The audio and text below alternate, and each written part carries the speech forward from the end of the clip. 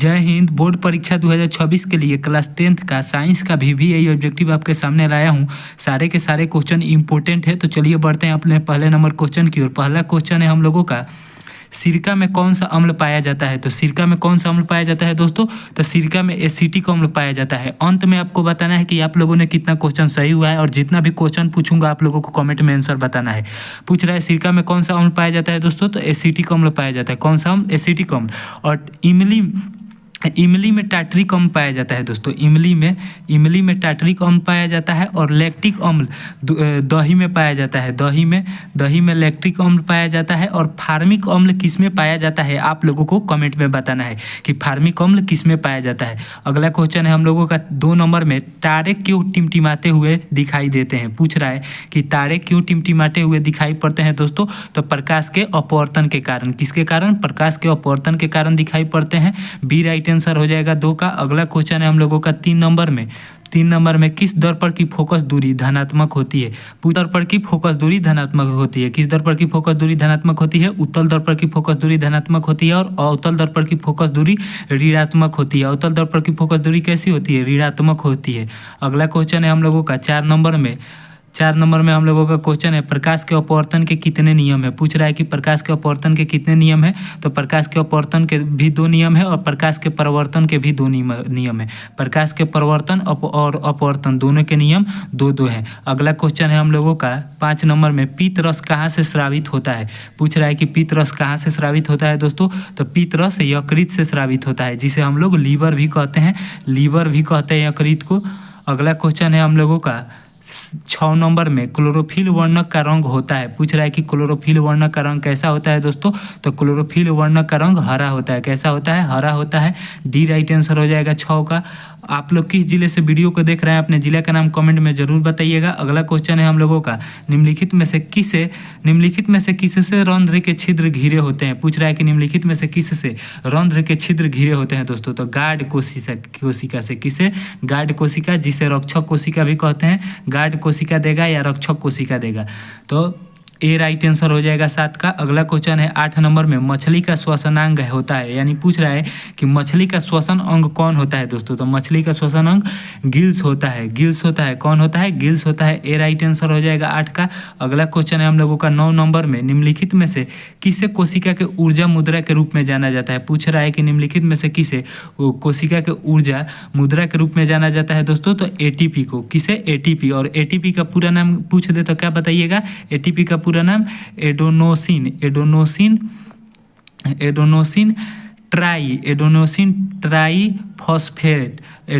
Triphosphate. क्या होगा? Adenosine triphosphate हो जाएगा। अगला क्वेश्चन है हम लोगों का 10 नंबर में, जल में घुलनशील भस्म कहलाता है। पूछ रहा है कि जल में घुलनशील भस्म क्या कहलाता है दोस्तों? तो जल में घुलनशील भस्म क्षार कहलाता है। क्या कहलाता है? क्षार कहलाता है। बी राइट आंसर हो जाएगा। अगला क्वेश्चन है हम लोगों का 11 नंबर में, अम्लीय वर्षा का पीएच मान होता है। पूछ रहा है कि अम्लीय वर्षा का पीएच मान क्या होता है दोस्तों? तो अम्लीय वर्षा का पीएच मान 5.6 से कम होता है। 5.6 से कम होता है। बी राइट आंसर हो जाएगा। सारे के सारे प्रीवियस ईयर क्वेश्चन है दोस्तों, तो डरिएगा मत, सारे क्वेश्चन आपके लिए इंपॉर्टेंट है, आपके बोर्ड एग्जाम 2026 के लिए। अगला क्वेश्चन है हम लोगों का 12 नंबर में हम लोगों का क्वेश्चन पूछ रहा है, निम्नलिखित में से कौन अधातु है? तो कार्बन अधातु है दोस्तों। आप लोगों से यहाँ पर क्वेश्चन पूछ रहा हूँ कि कार्बन के अपरूप कौन कौन से हैं, आप लोगों को कमेंट में बताना है। कार्बन के अपरूप कौन कौन से हैं, कमेंट में आपको बताना है। अगला क्वेश्चन है हम लोगों का 13 नंबर में, कैल्शियम का परमाणु संख्या होता है। पूछ रहा है कि कैल्शियम की परमाणु संख्या क्या होता है दोस्तों? तो कैल्शियम का परमाणु संख्या क्या होता है? 20 होता है। क्या होता है दोस्तों? 20 होता है। सी राइट आंसर हो जाएगा। 13 का क्या होगा? सी राइट आंसर हो जाएगा। अगला यहाँ पर आप लोगों से क्वेश्चन पूछ रहा हूँ कि सोडियम के परमाणु संख्या क्या होता है? सोडियम का परमाणु संख्या क्या होता है? आप लोगों को कमेंट में बताना है। अगला क्वेश्चन है हम लोगों का 14 नंबर में, दाढ़ी बनाने में कौन सा दर्पण का उपयोग किया जाता है? यानी पूछ रहा है दाढ़ी बनाने में कौन सा दर्पण का उपयोग होता है दोस्तों? तो दाढ़ी बनाने में अवतल दर्पण का उपयोग किया जाता है।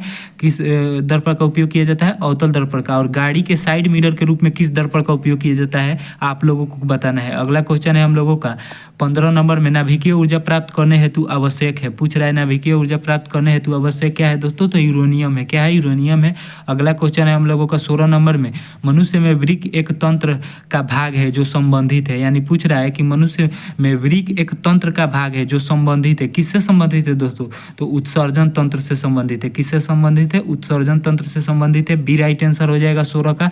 अगला क्वेश्चन है हम लोगों का 17 नंबर में, इंसुलिन की कमी के कारण रोग होता है। पूछ रहा है कि इंसुलिन के कमी के कारण कौन सा रोग होता है दोस्तों, तो इंसुलिन की कमी के कारण मधुमेह रोग होता है। कौन सा रोग होता है, मधुमेह रोग होता है, जिसे हम लोग चीनिया रोग भी कहते हैं। चीनिया रोग भी कहते हैं या मधुमेह रोग कहते हैं। अगला क्वेश्चन है हम लोगों का 18 नंबर में, अम्लीय विलयन का पीएच मान क्या होता है। इस क्वेश्चन का आंसर आप लोगों को कमेंट में बताना है कि अम्लीय विलयन का पीएच मान क्या होता है और क्षारीय विलयन का पीएच मान क्या होता है, आप लोगों को कमेंट में बताना है। अगला क्वेश्चन है, एक स्वस्थ आंख के लिए दूर बिंदु होता है। पूछ रहा है एक स्वस्थ आंख के लिए दूर बिंदु कितना होता है दोस्तों, तो एक स्वस्थ आंख के लिए दूर बिंदु अनंत होता है। और अगर पूछ दे कि एक स्वस्थ आंख के लिए न्यूनतम दूरी क्या होता है, न्यूनतम बिंदु क्या होता है दोस्तों, न्यूनतम पूछ दे दोस्तों, तो क्या बताइएगा, 25 सेंटीमीटर। क्या बताइएगा, 25 सेंटीमीटर।